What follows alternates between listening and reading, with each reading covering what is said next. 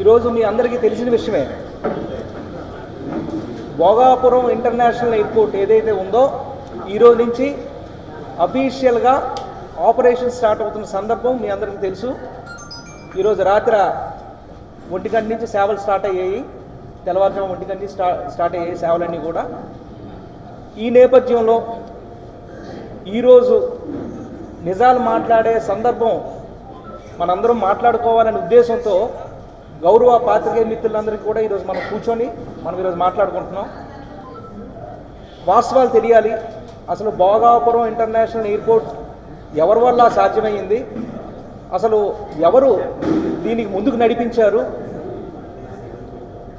ఇది క్రెడిట్ చోరీ ఎవరు చేస్తున్నారు, వాళ్ళు చేయకుండా సరే మేమే చేసామనే ప్రగల్భాలు ఏవైతే ఉన్నాయో అవన్నీ కూడా మీ అందరితో పాటు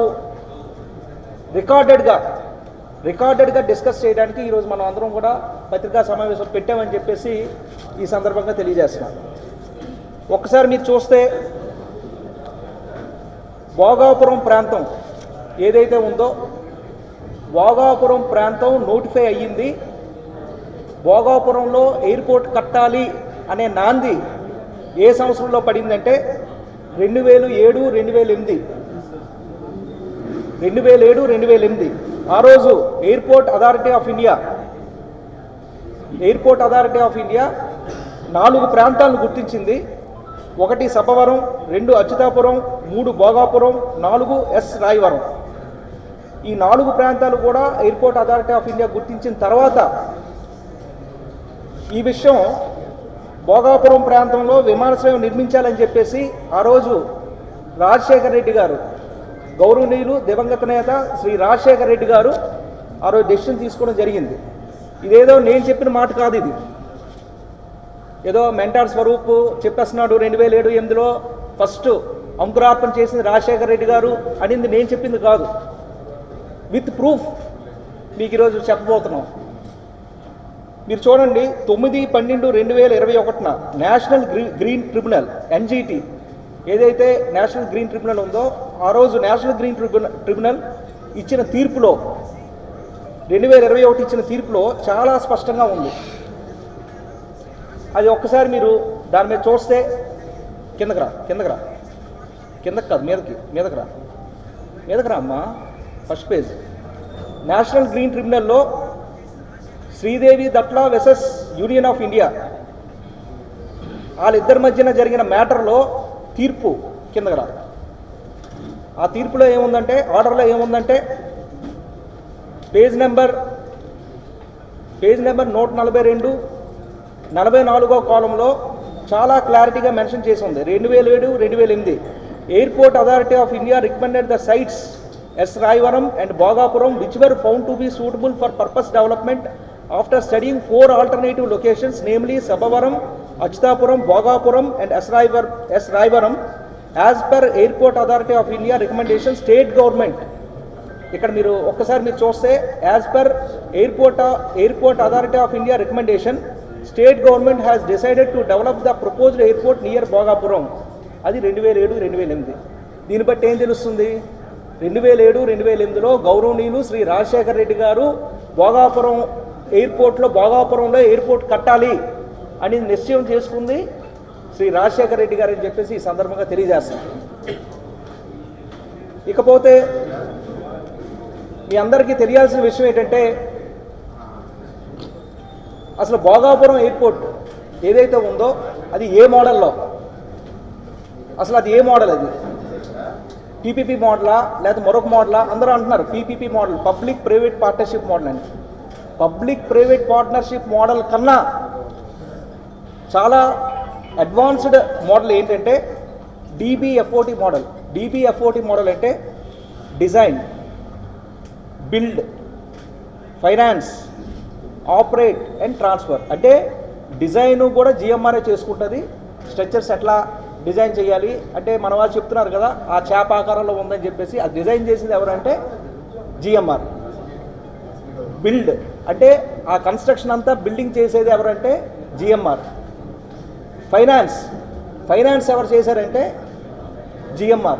అంటే స్టేట్ గవర్నమెంట్ నుంచి కానీ సెంట్రల్ గవర్నమెంట్ నుంచి కానీ ఒక్క రూపాయి పెట్టుబడి కూడా ఎయిర్పోర్ట్కి కట్టాల్సిన అవసరం లేదు, ఎయిర్పోర్ట్కి పెట్టాల్సిన అవసరం లేదు.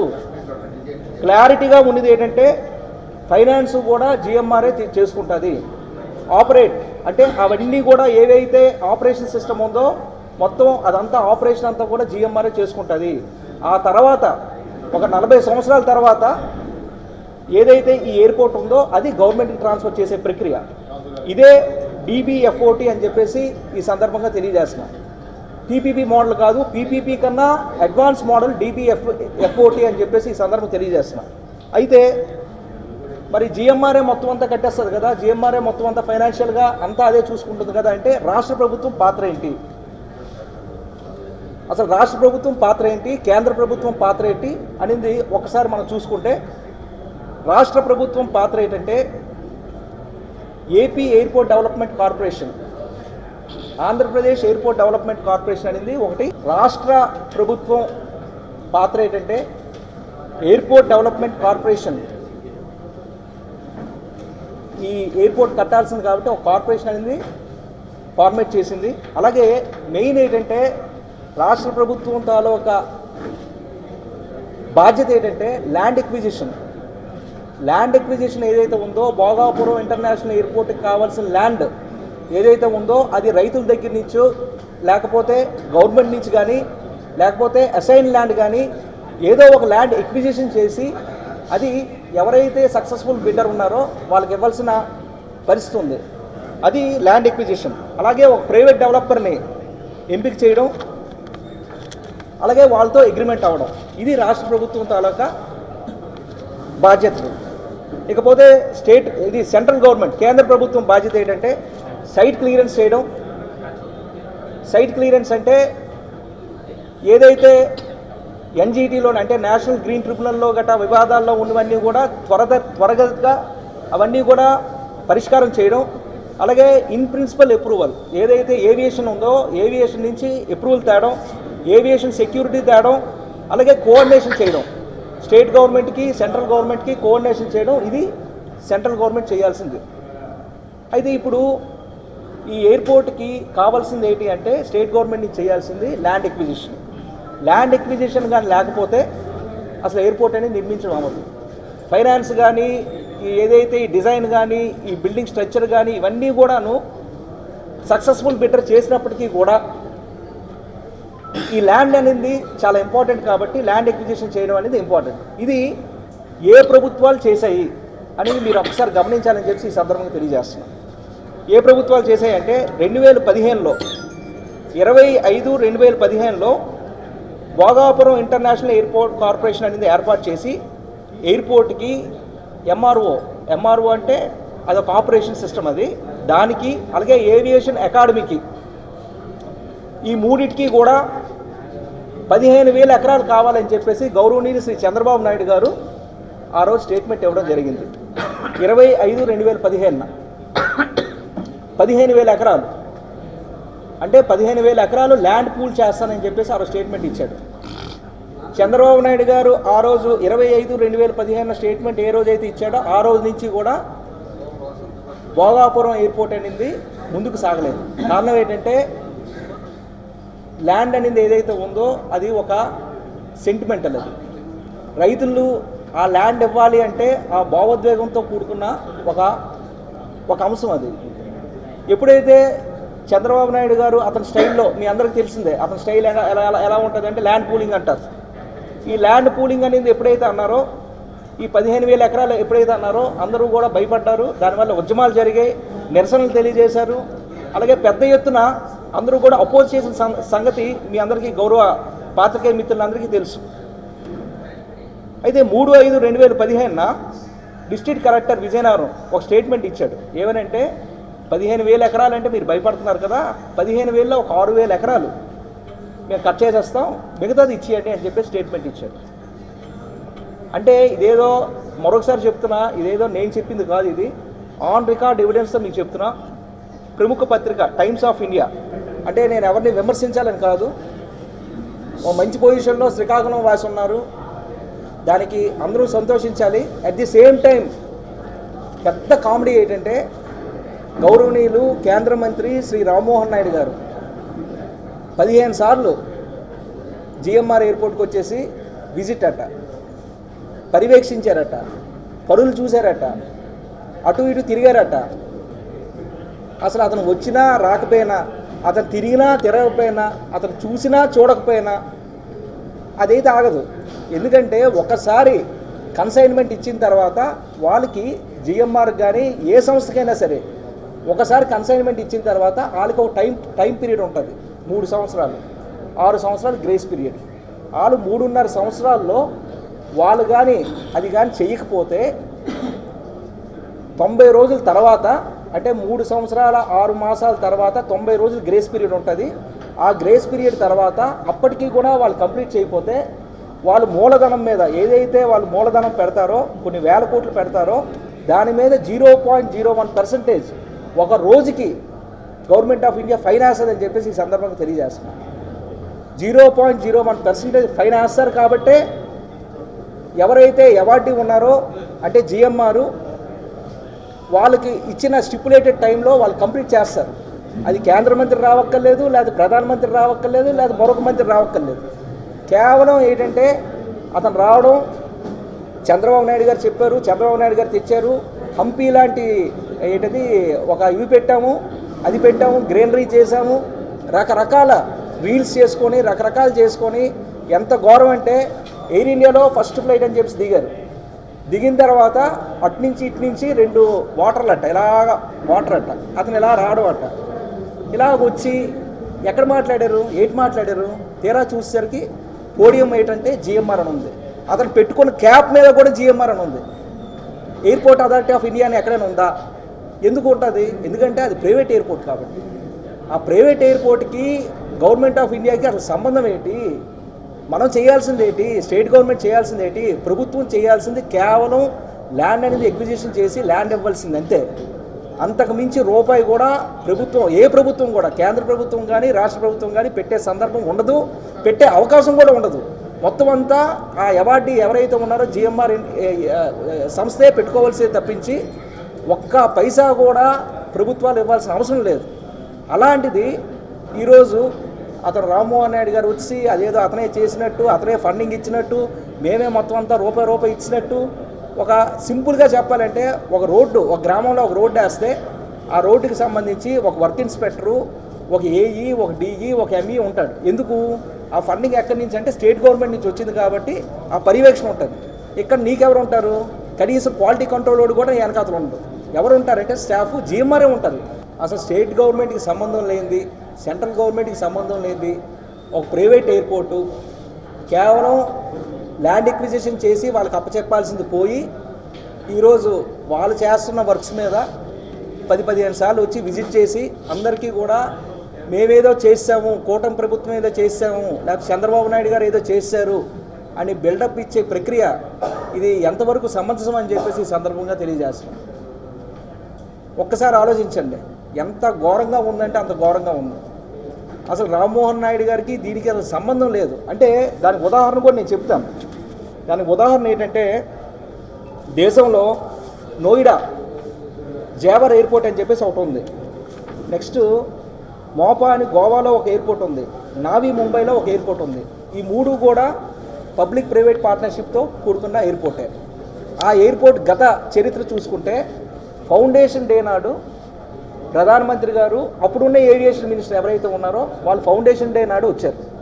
మరలా తిరిగి ఓపెనింగ్ డే నాడే ప్రధానమంత్రి గారు అలాగే కేంద్ర మంత్రి ఎవరైతే ఆ రోజు ఏవియేషన్ మినిస్టర్ ఉన్నారో వాళ్ళు వచ్చారు. అంతే తప్పించి ఈ మధ్యలో ఈ 3 సంవత్సరాల్లో నాకు తెలిసి బహుశా ఆ ఏవియేషన్ మినిస్టర్ 1-2 సార్లు వెళ్ళి ఉంటారు.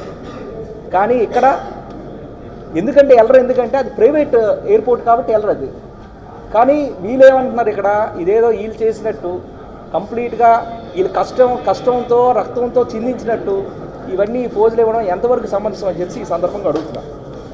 అయితే లాస్ట్గా మేము చెప్పాల్సింది ఏంటంటే, అంటే ఫైనల్ వాస్తవం ఏంటంటే మీ అందరికీ కూడా ఇవి కూడా ఇస్తాను, ఎనక్సర్స్తో సహా మీ అందరికీ కూడా ఇది ఇస్తామని చెప్పి ఈ సందర్భం తెలియజేస్తూ ఫైనల్గా చెప్పాల్సింది ఏంటంటే 2007-8లో రాజశేఖర రెడ్డి గారి హయాంలో భోగాపురం అనేది గుర్తించబడింది, అక్కడ కట్టాలి అని నిర్ణయించాము గౌరవనీయులు శ్రీ రాజశేఖర రెడ్డి గారి హయాంలో. అలాగే 26/2/2009 జిఎంఆర్ హయ్యెస్ట్ బిడ్డర్గా మా ప్రభుత్వంలోనే H1గా వాళ్ళు ఎంపిక చేయబడ్డారు.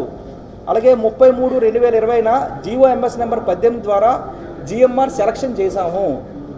అలాగే 14/4/2020 జిఎంఆర్కి letter of agreement Jaganmohan Reddy గారి ప్రభుత్వమే ఇచ్చింది. 12/6/2020 కన్సెషన్ అగ్రిమెంటు కూడా ప్రభుత్వంతో కన్సెషన్ అగ్రిమెంటు కూడా మా హయాంలోనే జరిగింది. ల్యాండ్ ఎక్విజిషన్ కానీ, కాంపన్సేషన్ కానీ, ఆర్ఆర్ కానీ, అలాగే ప్రాజెక్ట్ ఇంప్లిమెంటేషన్ కానీ, అరేంజ్మెంట్స్ కానీ అన్నీ కూడా గౌరవనీయులు శ్రీ జగన్మోహన్ రెడ్డి గారి హయాంలోనే జరిగింది. అలాగే 26/5/2023 ఏదైతే భోగాపురం ఎయిర్పోర్ట్కి సంబంధించిన ల్యాండ్ ఏదైతే ఉందో 2200 ఎకరాలు కూడా ఆంధ్రప్రదేశ్ ఏవియేషన్ డెవలప్మెంట్ కార్పొరేషన్ లిమిటెడ్కి మేము ట్రాన్స్ఫర్ చేయడం జరిగింది. ఇవన్నీ కూడా గౌరవనీయులు శ్రీ జగన్మోహన్ రెడ్డి గారి హయాంలోనే జరిగింది. ఇందులో ఒక్కటి కూడా చంద్రబాబు నాయుడు గారి ప్రభుత్వంలో కానీ, చంద్రబాబు నాయుడు గారి హయాంలో కానీ కనీసం ముందుకు వెళ్ళలేదని చెప్పేసి ఈ సందర్భంగా తెలియజేస్తూ, అందుకే ఇవన్నీ కూడా మా హయాంలో జరిగింది కాబట్టి మొన్న ఎప్పుడో ఒక వీడియో చూసాం. అందులో ఏముందంటే 86% జగన్మోహన్ రెడ్డి గారు చేశారు, 24% ఎంతో చంద్రబాబు నాయుడు గారు చేశారండి. ఇది శుద్ధ తప్పు, ఇది వాస్తవ విరుద్ధం. 100కి 100 కూడా గౌరవనీయులు శ్రీ జగన్మోహన్ రెడ్డి గారి వల్లే భోగాపురం ఇంటర్నేషనల్ ఎయిర్పోర్ట్ అయ్యిందని చెప్పేసి ఘంటాపదంగా మేము అందరం చెప్తున్నామని చెప్పి ఈ సందర్భంగా తెలియజేస్తున్నా.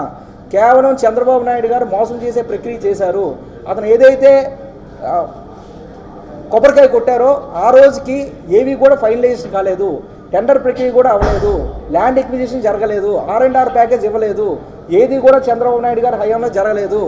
ఉదాహరణకి ఏమీ లేదు. మొన్నే గౌరవనీయులు శ్రీ అచ్చెన్నాయుడు గారు ఒక స్టేట్మెంట్ ఇచ్చారు, పలాసలో 1000 ఎకరాలు మేము ఎయిర్పోర్ట్ కోసం మేము సేకరిస్తున్నాము, ఆ 1000 ఎకరాలు తేడానికి మాకు చాలా ఏదో డైలాగ్ కూడా కొట్టాడు, 1000 ఎకరాలకి మాకు తీరిపోతుందని ఏదో అన్నాడు అతను. అంటే ఒక 1000 ఎకరాలు మీ రీజియన్లో, అంటే టెక్కల పక్కన ఉన్న పలాస రీజియన్లో కనీసం 1 ఎకరా కూడా మీరు సేకరించలేని పరిస్థితి మీది.